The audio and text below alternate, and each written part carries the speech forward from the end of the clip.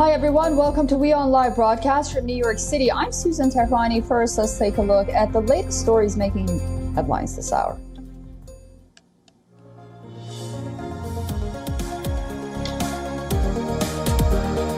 Former U.S. President Donald Trump will shortly appear in federal court in Miami to face criminal charges that he unlawfully kept national security documents when he left office.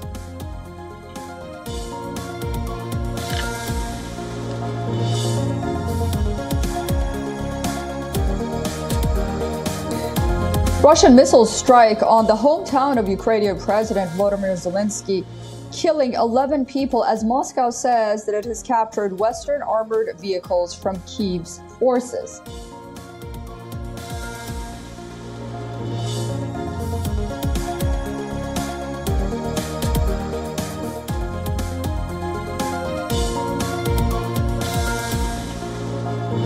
A mammoth 3-year public inquiry into the UK handling of COVID-19 opens by asking whether suffering and death could have been avoided with better planning.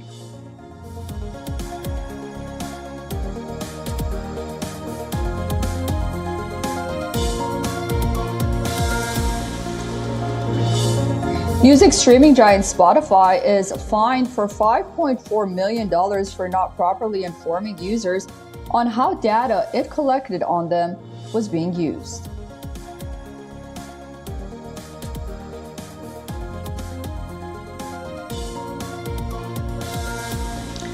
Consumer inflation in the United States cooled for an 11th straight month in May, and an encouraging sign for policymakers seeking to rein in price increases.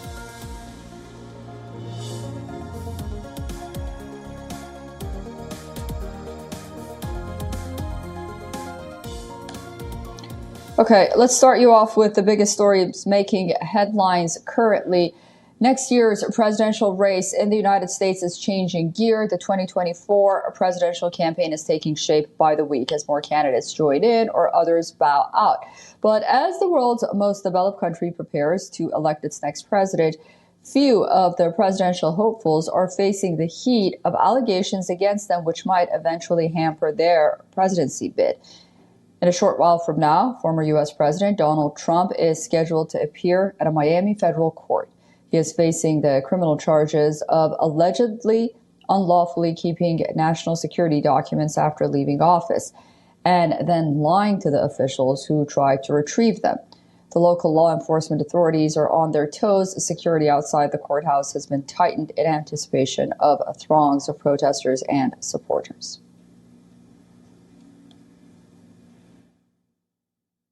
We are working very closely with our federal, state, and local partners to make sure that we have a comprehensive approach. We're bringing enough resources to handle crowd anywhere from 5,000 to 50,000.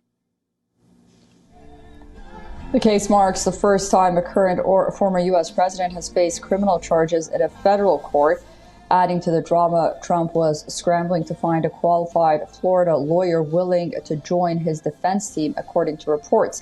But to defend Trump in the case, the lawyers making an appearance with Trump will be the top former federal prosecutor Todd Blanche and the former Florida Solicitor General Chris Kise.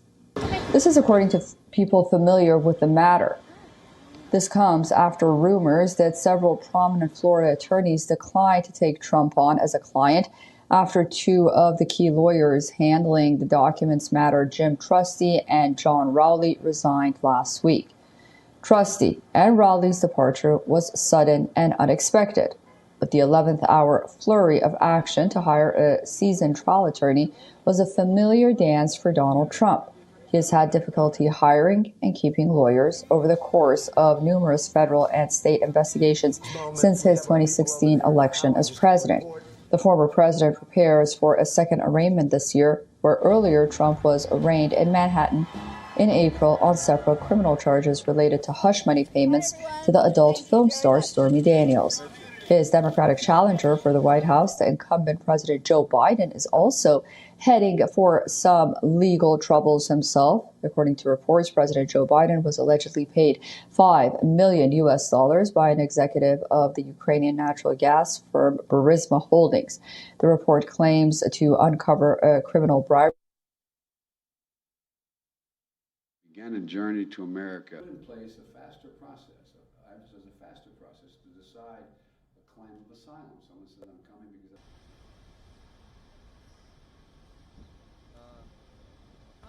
because policy decisions. The matter now resonated on the floor of the Senate. Iowa Republican Senator Chuck Grassley says that FBI's alleged disinterest in the Biden primary allegation contrasts sharply with its treatment of former President Donald Trump. Okay, for more on this, we are being joined by Stephen Golub from Philadelphia. He is a lawyer and a political analyst. Stephen, welcome back to WION, and thank you so much for joining us. What can we expect from today's hearing? From what we know, an indictment is a one-side argument. Is anything major going to happen today, or is this just procedural, as Donald Trump's lawyers have indicated, as they get ready to go into the courtroom? Well, Donald Trump's lawyers are wrong and right. They're right in the sense that, yes, this is a normal procedure. Someone's been arrested for an alleged crime. They're being processed. And whether that processing will include taking a photograph of them and otherwise going through the procedures that a normal criminal indictment would involve, it remains to be seen. But in most respects, it's pretty normal. Of course, it's extraordinary, on the other hand, in that this is a former president. This is unprecedented. And the crimes that he's been accused of really endanger the national security of the United States. And I'd like to talk to you about this recent report about Chuck Grassley. He was on the Senate floor yesterday in the afternoon, and he said that the FBI documents that he'd seen basically detailed unverified claims of a confidential source revealing that this high-ranking foreign official has recordings, and many of them, almost a dozen of them, not only between Hunter Biden and the foreign source, but also then Vice President Joe Biden as well. What do you make of this revelation? It's kind of very complicated and convoluted sounding, isn't it? That a senator is reporting what he claims are certain documents that report on certain recordings by an unnamed source, et cetera, et cetera.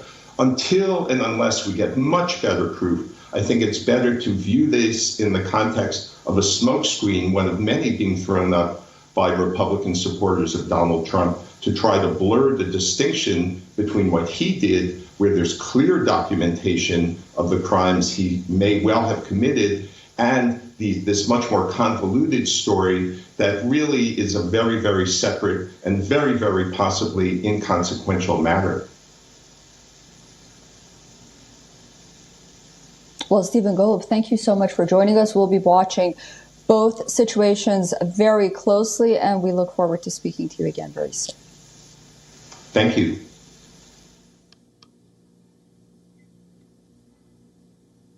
French President Emmanuel Macron spoke about the Ukrainian counteroffensive, which is currently underway. He said Ukraine's operational will go on for weeks, even months. Macron said this in Paris, along with Polish President Duda and German Chancellor Scholz. Of course, there is a counteroffensive, and we want it to be as victorious as possible so that we can launch a phase of negotiations under the right conditions. But our support will last as long as necessary. Macron further said that Kyiv's allies had stepped up deliveries of weapons and ammunition, armored vehicles, support, and logistics. He said they are continuing to deliver to equip and support Ukraine. At the same time, they are maintaining the operational condition of several pieces of equipment already delivered that may have been damaged. Meanwhile, Ukrainian officials said that Russia had launched a massive missile attack overnight, and air raid sirens were blaring across Ukraine early in the morning.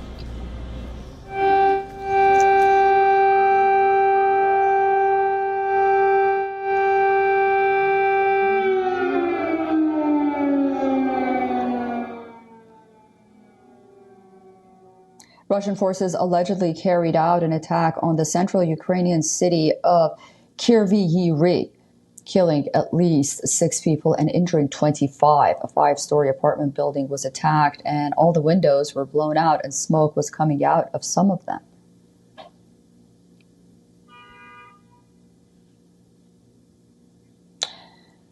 Ukraine's top military command said that Air Force destroyed 10 out of the 14 cruise missiles Russia launched on Ukraine. They also said one of the 4 Iranian-made drones were also destroyed.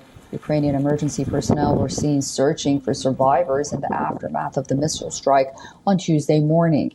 Residents of the attacked 5-story building said that they were woken up in the middle of the night by a large blast. Rafael Grossi, chief of the International Atomic Energy Agency, arrived in Kyiv earlier today. He met Ukraine's President Volodymyr Zelensky before heading to the Zaporizhzhia nuclear power plant. The visit comes after the IAEA warned the dam disaster had complicated the precarious nuclear safety and security situation at that plant.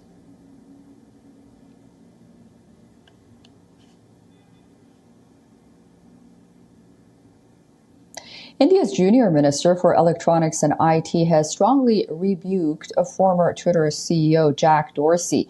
Minister Rajiv Chandra Sarkar rebutted the former Twitter chief executive over claims of pressure from the Indian government and dubbed his remarks as being an outright lie.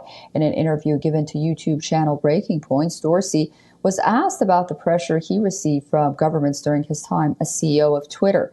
Dorsey said the Indian government made several requests related to the farmers' protests and journalists critical of the ruling disposition. He alleged that the Indian government exerted pressure and threatened to raid Twitter offices. In 2020, India introduced 3 farm bills aimed at deregulating agricultural markets. The bills were introduced through an executive order, which triggered India's longest-running farmers' protest. Farmers protested for over a year to demand the laws be rolled back, while the government said the reforms were necessary to modernize Indian farming. Then, in November of 2021, India's parliament passed a bill to scrap the 3 farm laws. Back then, the chief of the ruling Bharat Janata Party, J.P. Nadda, underlined that the rollback of law provided Prime Minister Modi's commitment to the welfare of farmers. Hitting back at Jack Dorsey, the Indian minister flagged an attempt to brush out what he termed a very dubious period of Twitter history. Rajiv Chandra Sarkar said, and I quote, to set the record straight, no one was raided or sent to jail. Our focus was only on ensuring compliance with Indian law. He said that during the protests, there was a lot of misinformation and even reports of genocide, which were fake.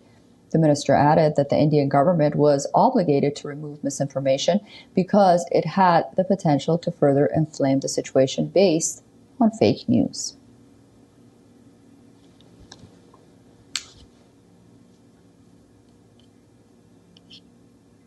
Okay, now let's talk about digital payments, where India has been witnessing new milestones. This achievement comes both in terms of value and volume. Wondering why we say this? Well, India has emerged as a global leader in digital payments. The country accounts for 46% of worldwide real-time payments in 2022. MyGov India, a citizen engagement platform of the Indian government, has released new reports that highlights the nation's dominance in the digital payment landscape. During the year under review, there were 89.5 million digital transactions in the country. What's more interesting is that this figure is more than the combined digital payments of the next 4 top countries. Following India, Brazil holds the second spot with 29.2 million transactions, while China ranks third with 17.6 million transactions. Thailand is number 4 with 16.5 million transactions, and South Korea followed with 8 million. The widespread adoption of innovative solutions has played a critical role in India's success in digital payments. In a recent paper, the IMF also praised India's digital public infrastructure. Furthermore, recent data by RBI reveals that credit cards are now overtaking debit card transactions in the country, with 250 million merchant transactions in April this year. Credit cards have overtaken debit card swipes, which stood at 220 million. Speaking of growth, the use of credit cards jumped 20% in the last year alone, while debit cards fell by 31%. This clearly shows the changing attitude of Indian consumers towards credit cards.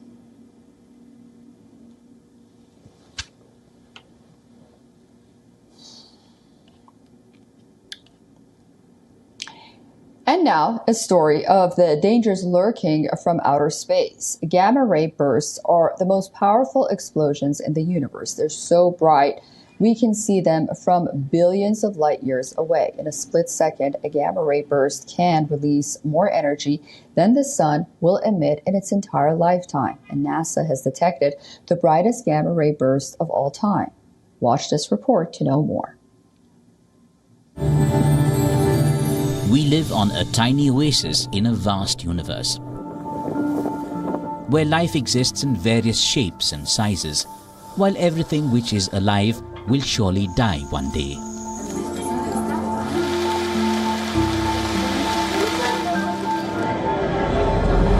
Scientists have seen a glimpse of a cataclysmic event which could simply wipe out all life on the planet in the blink of an eye. American, Russian and Chinese scientists collated data and announced that they have detected the biggest gamma ray burst. NASA says that on Sunday, the 9th of October 2022, a pulse of intense radiation swept through the solar system. The blast was so intense that it blinded most gamma ray instruments in space. The source was a gamma ray burst, the most powerful class of explosions in the world.